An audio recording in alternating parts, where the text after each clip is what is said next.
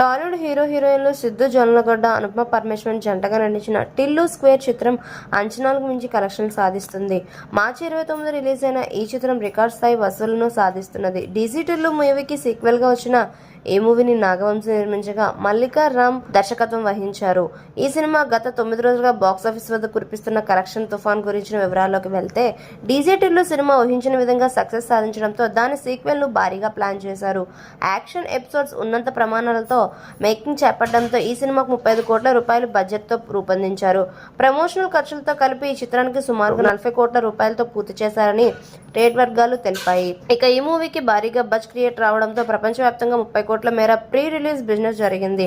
ఈ సినిమాకు డిమాండ్ ఉండడంతో తొలి వారమంతా 1000 స్క్రీన్లకు పైగా రిలీజ్ చేయగా, తాజాగా ప్రేక్షకుల నుంచి ఎక్కువ డిమాండ్ ఉండడంతో 4వ రోజు నుంచి స్క్రీన్ల సంఖ్యను కూడా పెంచడం జరిగింది అని ట్రేడ్ వర్గాలు వెల్లడించాయి. తెలుగు రాష్ట్రాల్లో టిల్లు స్క్వేర్ సినిమాకు అనూహ్యమైన స్పందన బాక్సాఫీస్ వద్ద కనిపించింది. ఆంధ్ర, నైజాం ప్రాంతాల కలెక్షన్లోకి వివరాల్లోకి వెళ్తే, ఈ చిత్రం తొలి రోజున 11.5 కోట్లు, నికరంగా రెండో రోజు 10.5 కోట్లు, మూడో రోజున 11 కోట్ల రూపాయలు, నాలుగో రోజున 6 కోట్ల రూపాయలు, ఐదో రోజున 4.5 కోట్ల రూపాయలు, ఆరో రోజున 3 కోట్లు, ఏడవ రోజు 2.8 కోట్ల రూపాయలు, 8వ రోజు 2.5 కోట్ల రూపాయలు, 9వ రోజు 2.8 కోట్ల రూపాయలు వసూలు చేసింది.